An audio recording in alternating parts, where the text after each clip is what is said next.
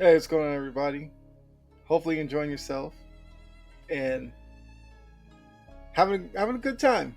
It's October now. We're getting into postseason baseball, getting into cooler weather. Whether you're a fan of that or not, well, I mean, that's up to you. But I'm excited. The as you can see here, got some topics to go over today. Gonna talk about the Dame with the Bucks and kind of the impact I see him having on that team. We also have the Celtics making an answer, getting Jrue Holiday. Speaking to October, what's synonymous with October? MLB Playoffs.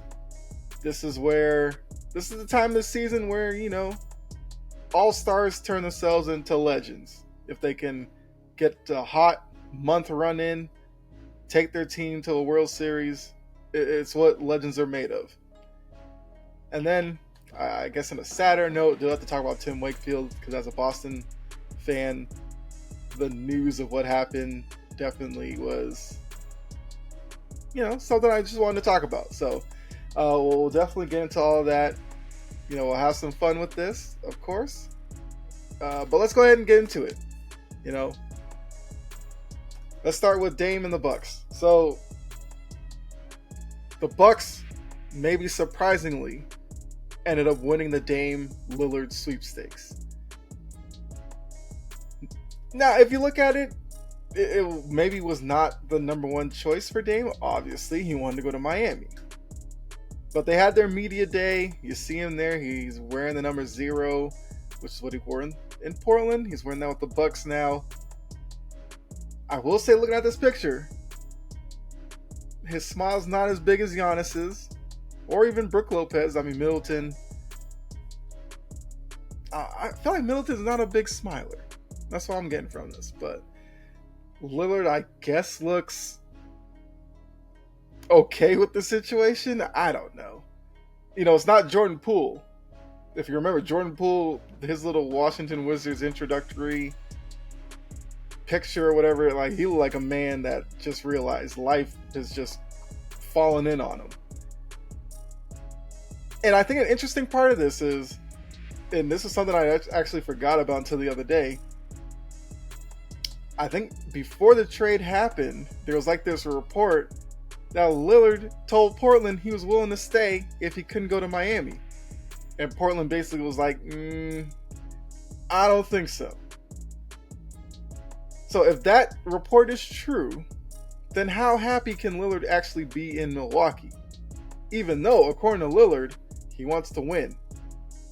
Hey, Dame, you're getting to play with Giannis, who's arguably the best player in the league. Giannis does nothing but win. He'll get to the playoffs. He's definitely a threat whenever he's on the court to get Milwaukee to the promised land.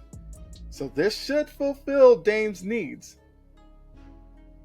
I mean, I guess Dame was just kind of had his eyes set on some property on South Beach, living out on the ocean. I don't know.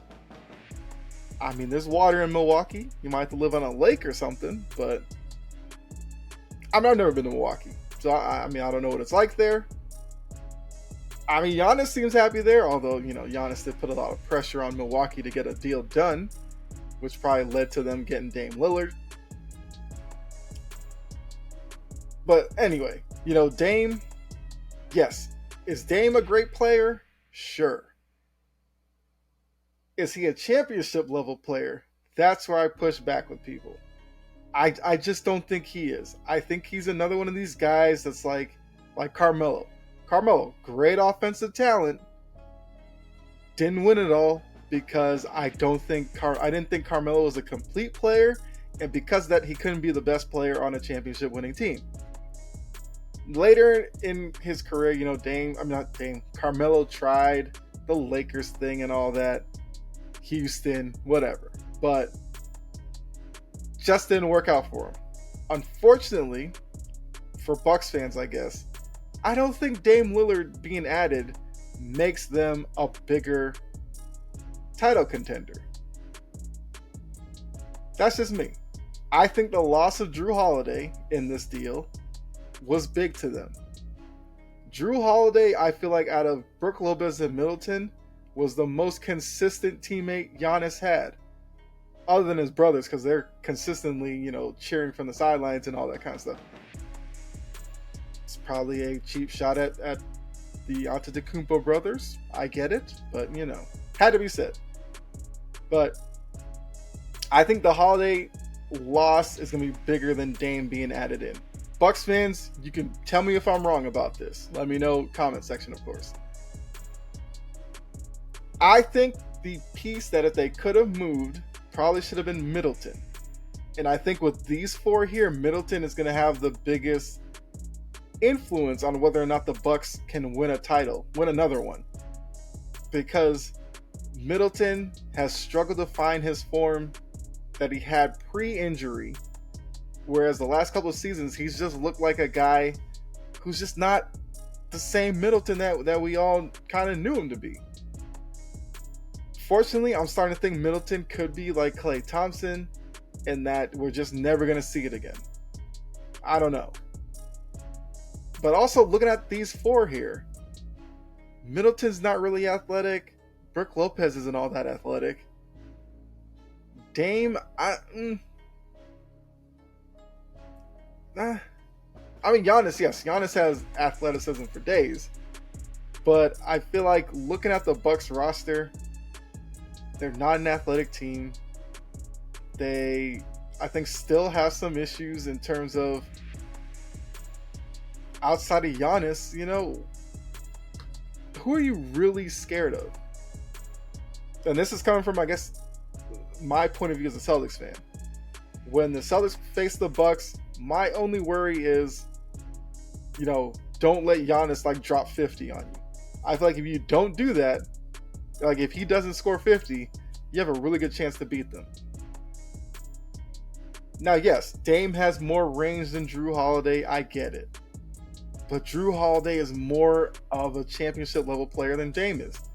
Because Holiday is steady as a point guard. He can facilitate. He can shoot. Sure, he doesn't shoot like Dame, but he'll knock down big shots. He's a leader. I don't know how much of a leader Dame is on the court. I don't really get that from him. Defensively, Jrue Holiday is legit all defense worthy. Dame, there's probably hard pressed to find more guys who impact defense as little as Dame does. Maybe Trae Young. I don't know. Who are some really bad defenders in the league? Either way, Dame is at the bottom there. And I just don't know. In a playoff series, especially in the East, if it's Boston or I guess Philadelphia, depending on what they do, even a Miami, these are teams that play real tough when it comes to the playoffs. Philly, I don't know if I should include them in that, but I only included Philly because the Bucks seem to have an issue with Joel Embiid and trying to cover him. So that's the only reason why I threw them in there. As a whole team, with Philly still having James Harden, I don't really count them or take them seriously.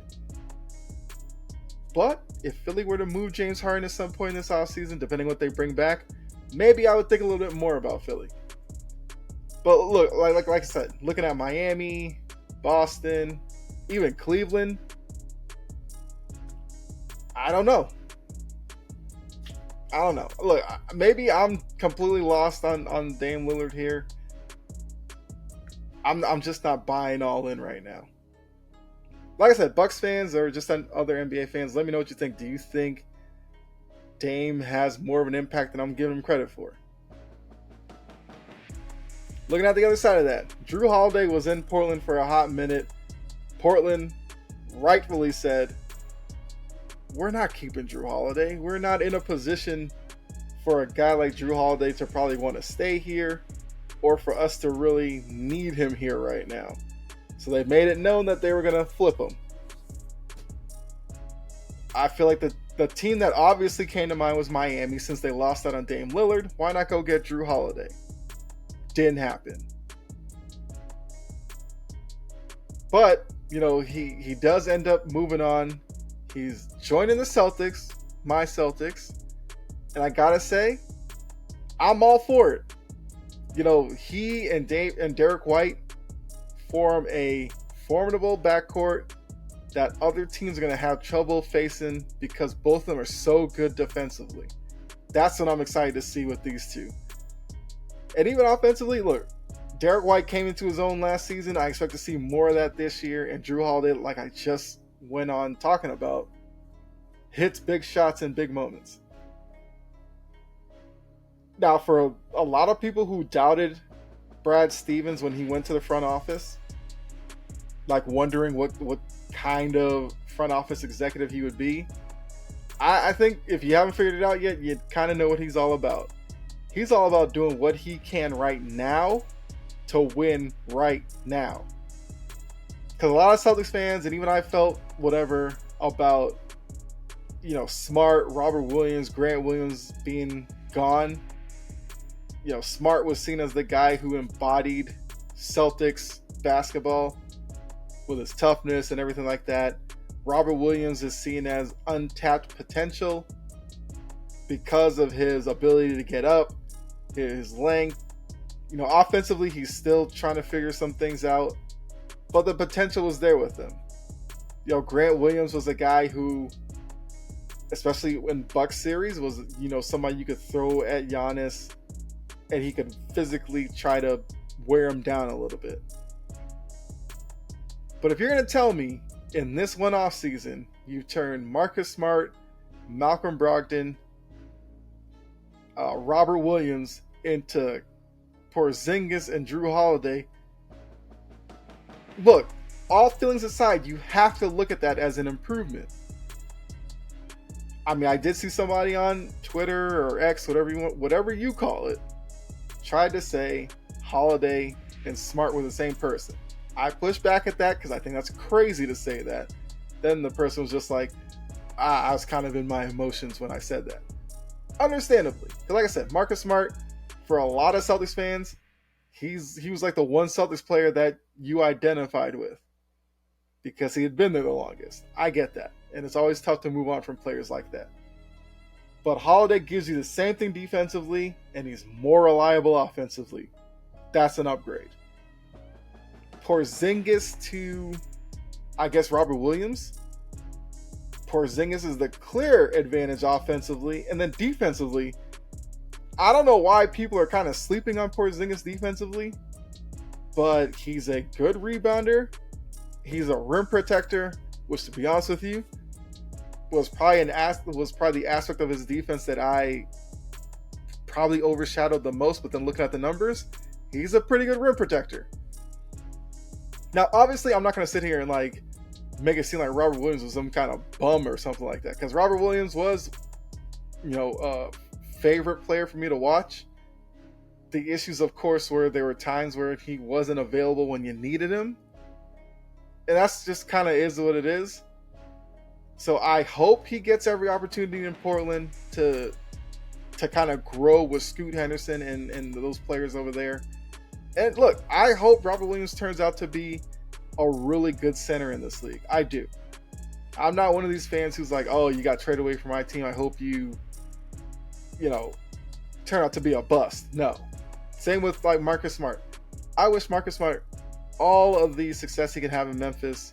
Hopefully he, gets into Ja Morant's ear and makes Ja Morant a more mature player. Cool. But I can't sit here and say that the obvious upgrades between Jrue Holiday and Porzingis was not a risk worth taking for Brad Stevens. So I give Brad Stevens an A, even A+ for this offseason. But I do think his job isn't done. But let's be honest. Losing Robert Williams, yes, you bring in Porzingis, but I still think he could use another big, which, oddly enough, Brad Stevens kind of knew that, and he went out and signed Wenyen Gabriel. It might not be a name that moves the needle, but he's a guy with length. He's athletic. So, I mean, he's not going to be asked to play 30 minutes a game. So, it's fine with me. So, I think Brad Stevens has done a great job so far. And I'm excited to see what this Celtics team does this season. You know, a lot of the offseason talk we've heard, like Jaylen Brown and Tatum want to be, I think, all NBA defense. Love hearing that. I think the Jrue Holiday addition probably will prove most important in late game situations. Now you don't need to have Tatum and Brown try to bring the ball up, initiate offense, create for themselves. You got Jrue Holiday, who can do all that for them and put them in positions to succeed. You know, I like what I've heard about, you know, Brown and Tatum and all the other players there respecting the Holiday move, even though it's tough for them to see Smart and now Robert Williams and Grant Williams go out the door. I think it's important because, look, Holiday seems like a pro's pro to me, which is the same thing I said about Brogdon last year. But Brogdon, unfortunately, had his own injury concerns. So you look at Holiday as an upgrade over him as well. Now, the rest of the kind of rotation, it opens up spot for Pritchard to play now. I'm fine with that. I said this last year. I thought Hauser was going to have a bigger role last year. Kind of. And I think towards the end of the season, I said Hauser's going to have a bigger role this year. These moves, there's now like a clear-cut role and minute allocation for Sam Hauser. And I'm here for it. Because what can Hauser do? He can knock down the three. And you always need that in today's NBA. So I think this Celtics team is set up to be better this year than they were last year. That's Brad Stevens' job. I can't get mad at him. Mazzulla, this is like the first season of him actually getting to prep and get everything ready for the season. Remember, last year was his first year as head coach, but the way he was thrown into the position was not ideal. And I think he took way more criticism for that than he should have. Now, let's see this season with even upgrades to the coaching staff they made with Sam Cassell. Love that move. I've talked about it enough. Love the fact that Sam Cassell's on this bench because I think any weaknesses that Mazzulla's going to have, I think Cassell's going to be there to kind of correct all that. Cassell is going to have, I think, a good rapport with the players. I think they're going to love his mentality and the way he sees the game. Also, with Charles Lee, who they brought from the Bucks staff, who knows Jrue Holiday really well, I think that's a great addition. So I think we're going to see a better product on the court and a better job from Mazzulla, which means Brad Stevens has done all he can for this season. So let me know what you think as well.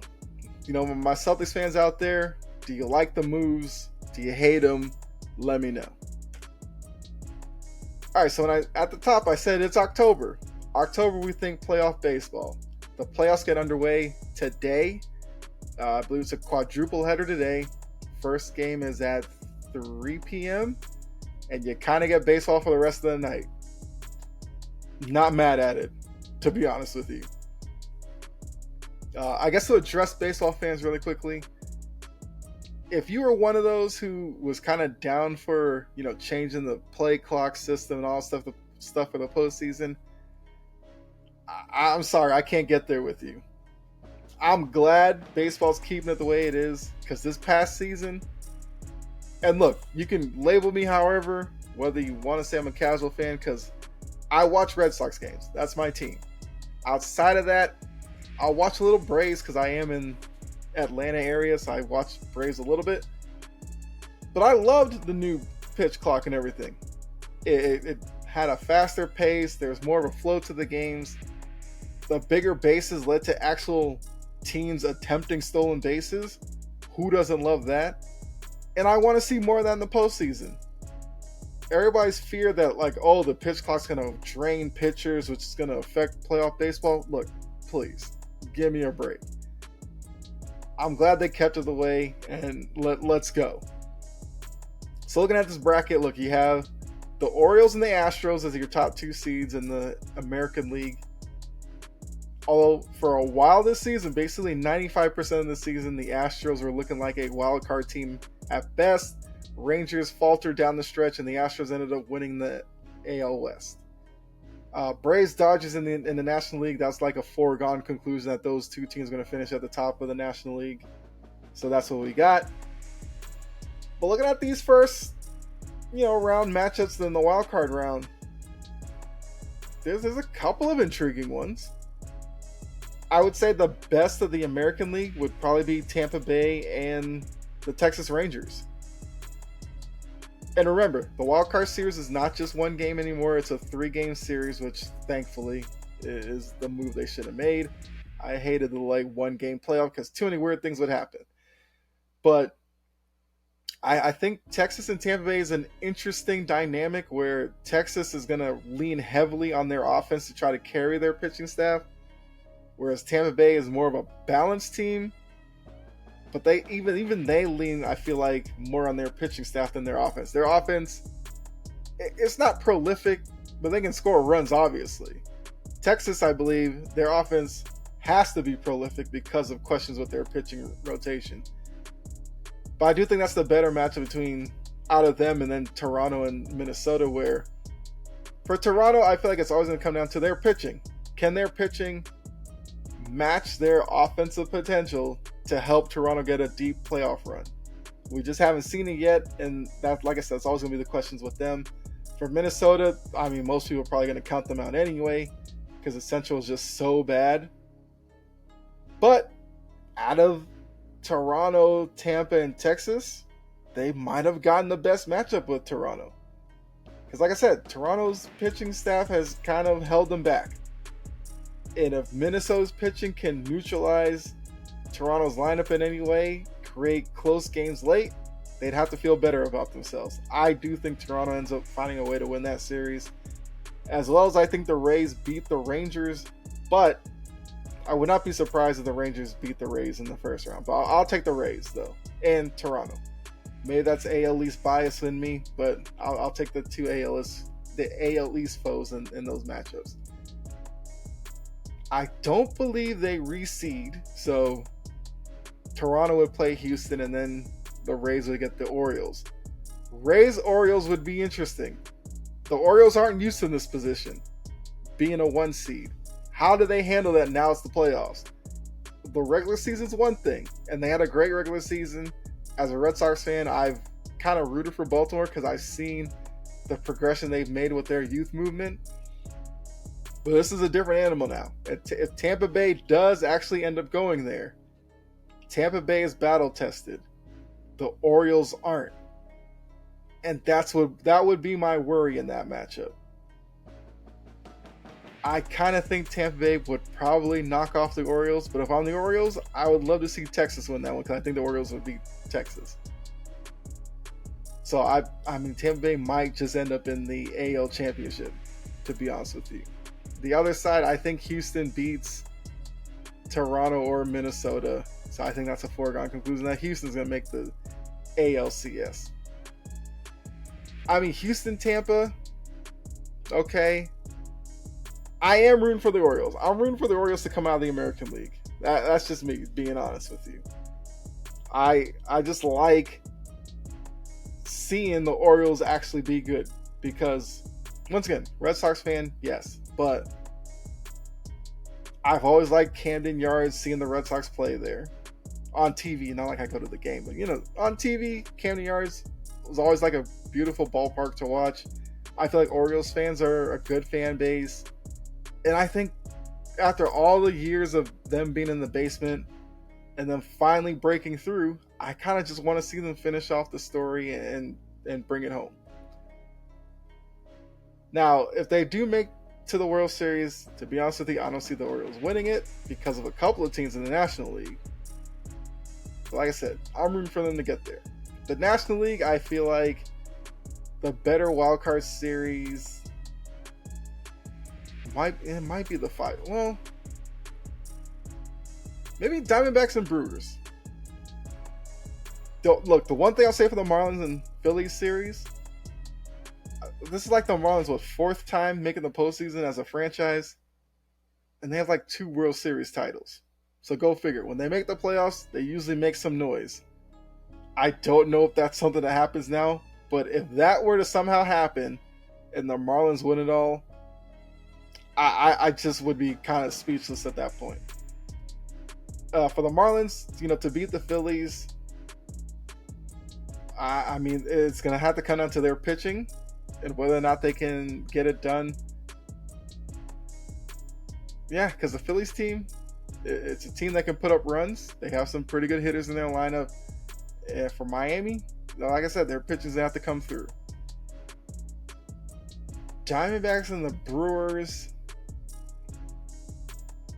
I feel like the Brewers should have the advantage there, so I'd probably go with the Brewers. I think the Dodgers beat the Brewers. I think the Braves beat whoever wins between Miami and the Phillies, although the Phillies would probably be a bigger challenge to Atlanta than Miami. I feel like we're just on a collision course to the Braves and the Dodgers in the NLCS. I think the Braves are a better team, but don't the Dodgers have to somehow kind of get it done at some point? Yes, they won the World Series in the shortened season, but I don't know. It's something about that year that just doesn't feel right for all of the big names the Dodgers have brought in, all the money they spent. You're telling me all they could muster from that was 1 World Series title in a season where they only played like 60 games? That doesn't really compute to me. So I think the Dodgers, more than probably any other team in this playoffs, needs to win a World Series now. Once again, you can let me know if you disagree with that, but yeah, it just doesn't seem to make sense that all the moves they've made and all they have is the 60 season World Series title to show for it. Although I still think the Braves are better than them, so I'm not picking the Dodgers to come out. I think we'll probably see Braves, Astros in the World Series, and I think the Braves might end up getting it done again. Let me know what you think. So, just to reiterate, I have Braves, Astros in the World Series, but my rooting interest would probably be for the Orioles to face the Braves, because I do think that would be great marketing for baseball to show 2 teams that get it done through like youth and the not the right way, but like maybe like the more sensible way, we'll say. Not just going out and just buying all the top names, but doing it in-house. I'm rooting for Orioles versus the Braves. So there you have it. And then, like I said at the top, I just want to take the last few moments to talk about Tim Wakefield. Actually, hold on a second. There we go. So Tim Wakefield was, a Red Sox pitcher. You see him here with that recognizable knuckleball grip. He died this past week at 57? Obviously way too young. I believe he had brain cancer. For me, when I looked at the Red Sox, Wakefield just was a Red Sox type of player. If you needed him to start a playoff game for you, he was available. You needed him to go long relief in the bullpen, he was available. You needed him to close out a game, he was available. Part of that was because he threw like 98% knuckleballs, which isn't as taxing on the... Actually, it's pretty taxing on the arm to throw a knuckleball, but that's like any pitch. But it's not like as demanding as throwing like 95, 100 mile an hour fastball. Because his knuckleball was about what? 50, 60 miles an hour? I don't know. But yeah, he was always there. Towards the end, he was kind of on 1-year deals just to, kind of be around the clubhouse and contribute however he could. I also have always said before, I hate that Aaron Boone home run had to be hit off of Wakefield. because it was a position he should have never have been in. Because that was the game where Grady Little left Pedro out there too long and all that. You know how that story goes. And Wakefield went into that game. He threw some innings, kept the Red Sox in it. Like I said, it's a game they should have won. Whatever. But without going to extra innings, but Grady Little made his decision. And then, just seeing Wakefield walk off the mound in that loss, I hated it for him. But there were some good times with him, of course, because he did win a World Series or two with the Red Sox. I can't remember off the top of my head how many he won. But so look, like I said, he passed away at 57. I feel like he wasn't a Red Sox his whole career, as that may shock some of you. He started out his career with the Pirates, I believe, who drafted him. He, got his start there, but he'll be remembered as a Red Sox pitcher. Like, let's be honest. And that knuckleball is just going to be synonymous with him. And I think even post-career, he became a broadcaster for the Red Sox. So even when his playing days are done, he's still stuck around with the organization.